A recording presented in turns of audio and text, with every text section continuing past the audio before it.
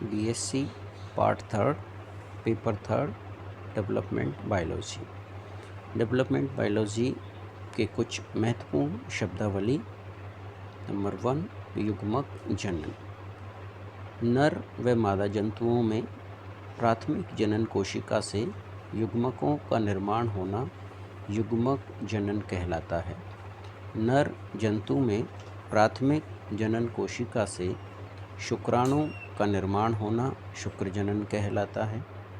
मादा जंतु में प्राथमिक जनन कोशिका से अंडे का निर्माण होना अंड जनन कहलाता है। निषेचन। नर युग्मक व मादा युग्मक का आपस में संयोजन होना निषेचन कहलाता है।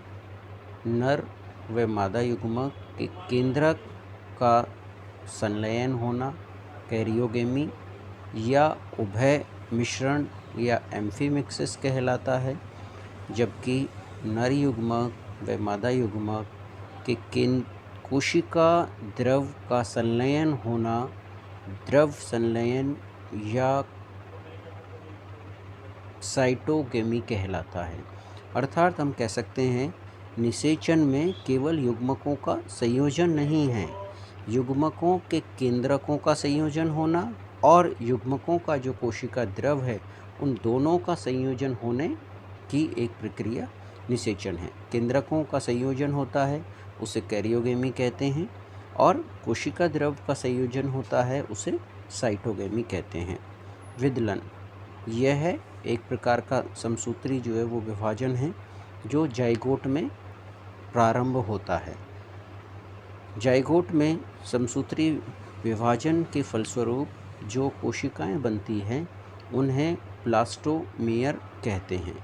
कोरक खंड ब्लास्टोमियर से एक कोशिकाएं मिलकर एक छोटी गेंदनुमा संरचना का निर्माण करते हैं जिसे मोरूला कहते हैं।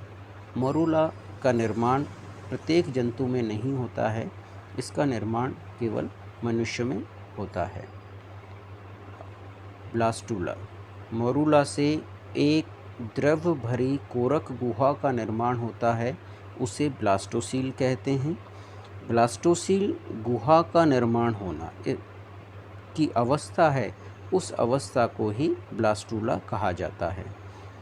गैस्टूला, विकास की अवस्थाओं में जब एम्ब्रियो का विकास हो रहा है, जाइगोट से जब विकास स्टार्ट हो जाता है तो उस विकास की अवस्था में 3 प्राथमिक जनन स्तरों का निर्माण होने की जो अवस्था है उसे गैस्टूला अवस्था कहते हैं।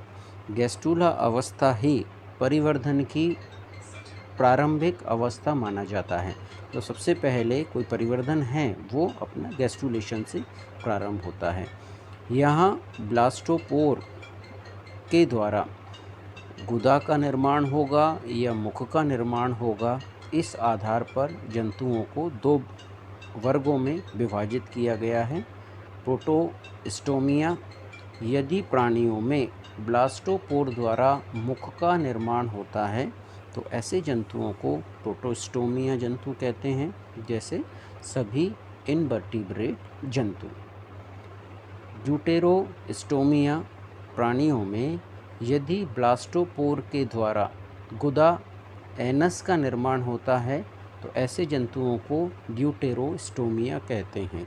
उदाहरण हैं इकाइनोडर्मेटा, हेमिकोडेटा और कोडेटा। अंग विकास।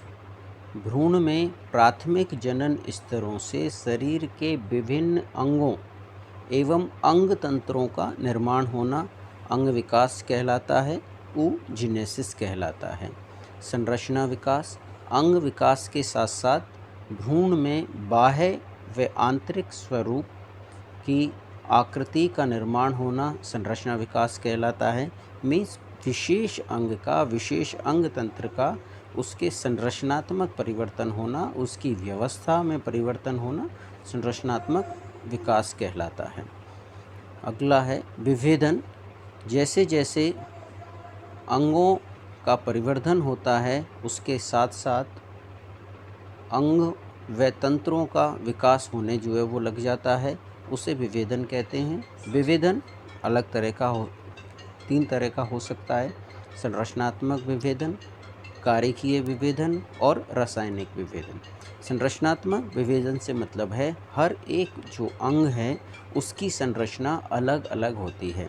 उसमें कोशिकाओं की जो व्यवस्था है, उसमें ऊतकों की जो व्यवस्था है, वो अलग अलग होती है। कार्यकीय विभेदन, प्रत्येक अंग तंत्र में जो अंगों की व्यवस्था की जाती है वो कार्य के आधार पर की जाती है, तो हर अंग का अपना एक अलग अलग कार्य है। रासायनिक विभेदन। अगला, वृद्धि। एक छोटे स्वरूप से हूबहू बड़े स्वरूप का जो है वो निर्माण होना वृद्धि कहलाता है। जैसे हम कह सकते हैं कि मनुष्य में जो बच्चा जन्म लेता है वो हूबहू वयस्क जैसा होता है, केवल अंतर है उसके आकार और आकृति छोटी पाई जाती है। तो उसके छोटे आकार व आकृति में लगातार वृद्धि और विकास होने से नए वयस्क का निर्माण हो जाता है। आगे के उसमें हम एम्ब्रियोलॉजी के इतिहास की बारे में जानकारी लेंगे। धन्यवाद।